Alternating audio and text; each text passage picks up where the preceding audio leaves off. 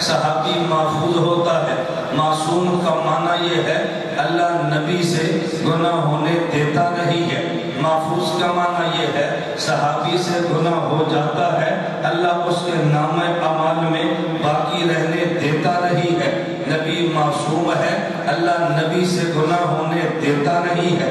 صحابی محفوظ ہے، اس سے گناہ ہو جاتا ہے، اللہ اس کے نامہ اعمال میں باقی رہنے دیتا نہیں ہے۔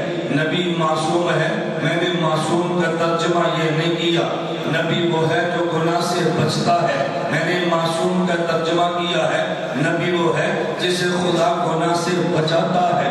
بچنا اور ہوتا ہے اور بچانا اور ہوتا ہے۔ ہم یہ نہیں کہتے نبی گناہ سے بچتا ہے، ہم کہتے ہیں خدا نبی کو گناہوں سے بچاتا ہے۔ یہ بات کیوں کہتے ہیں؟ اگر اعلان نبوت نبی خود کرتا تو گناہوں سے بچنا نبی کے ذمے ہوتا۔ اعلان نبوت نبی کرتا نہیں ہے، اللہ نبی سے اعلان نبوت کراتا ہے۔ تو جو خدا نبی سے اعلان نبوت کراتا ہے، نبی کے سر پہ تاج نبوت سجاتا ہے، کوئی خدا اپنے نبی کو گناہوں سے بچاتا ہے۔ اگر اللہ نبی کو گناہوں سے نہ بچائے، الزام نبی پہ نہیں لگے گا، الزام خدا پہ لگے گا۔ یہ نبوت ایک ایسا بندہ چنا ہے جو گناہ کر رہا ہے۔ میں اس کی مثال دوں گا تو بات جلدی آپ کے دماغ میں آئے گی۔ ایک مثال دلیل سے سمجھے، قرآن و حدیث مبارک سے، اور ایک مثال اپنے عرف کی سمجھے۔ حدیث مبارک میں ہے رسول اللہ صلی اللہ علیہ وسلم نے فرمایا ما تزوجت شیئا من نسائی وما زوجت شیئا من بناتی الا بوحی جاء به جبرائیل علیہ السلام۔ میں نے جب بیٹی کا نکاح کسی سے کر کے داماد بنایا ہے، اپنی مرضی سے بیٹی کسی کو دی نہیں ہے، میں نے وحی کی وجہ سے نہیں ہے۔ اگر میں نے کسی کی بیٹی لی ہے تو میں نے مرضی سے لی نہیں ہے، بلکہ میں نے وحی سے بیٹی لی ہے۔ اگر تو میری بیوی بنی وہ بھی انتخاب میرا نہیں ہے، اگر میری بیٹی کسی کی بیوی بنی وہ بھی انتخاب میرا نہیں ہے۔ پتہ یہ چلا ازواج پیغمبر انتخاب مصطفیٰ نہیں ہے، یہ انتخاب خدا ہے۔ نبی کی 11 بیویاں ہیں، ان 11 بیویوں میں سے صرف ایک بیوی پہ تہمت لگی ہے، صرف ایک بیوی پہ الزام لگا ہے۔ آپ اپنے اساتذہ سے پوچھ لیجئے، کتب حدیث کا مطالعہ کر لیجئے، اللہ کے پیغمبر نے اپنی بیوی عائشہ رضی اللہ عنہا کا دفاع نہیں کیا۔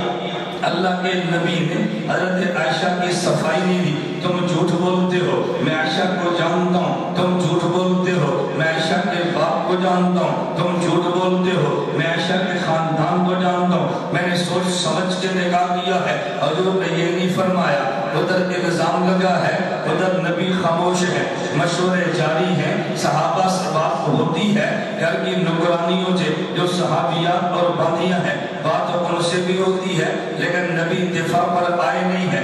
صفائی شروع کیوں نہیں کی؟ وجہ امی عائشہ حضور کے نکاح میں آئی نہیں ہے، خدا نے امی عائشہ کو حضور کے نکاح میں بھیجا ہے، حضور امی عائشہ کو لائے نہیں ہے بلکہ خدا نے بھیجا ہے۔ اگر حضور خود لاتے تو صفائی حضور کے ذمہ تھی، اب حضور خود نہیں لائے، جس خدا نے بھیجا ہے صفائی اس کے ذمہ ہے۔ عائشہ انتخاب مصطفیٰ نہیں ہے، عائشہ انتخاب خدا ہے۔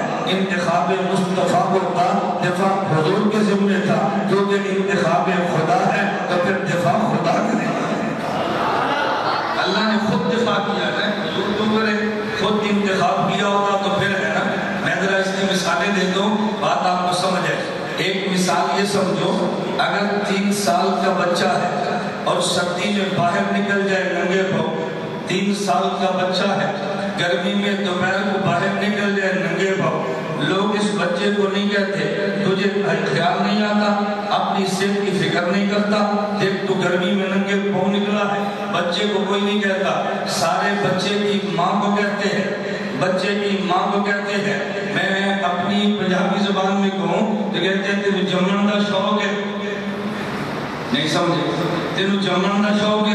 ماں سے کہتے ہیں کہ تجھے صرف بچے جننے کا شوق تھا، سنبھال نہیں سکتی۔ ہم تو یہ کہتے ہیں، آپ اپنی زبان میں کوئی جملہ کہیں گے، بات توجہ سے سمجھے میں بات کیا کہہ رہا تھا۔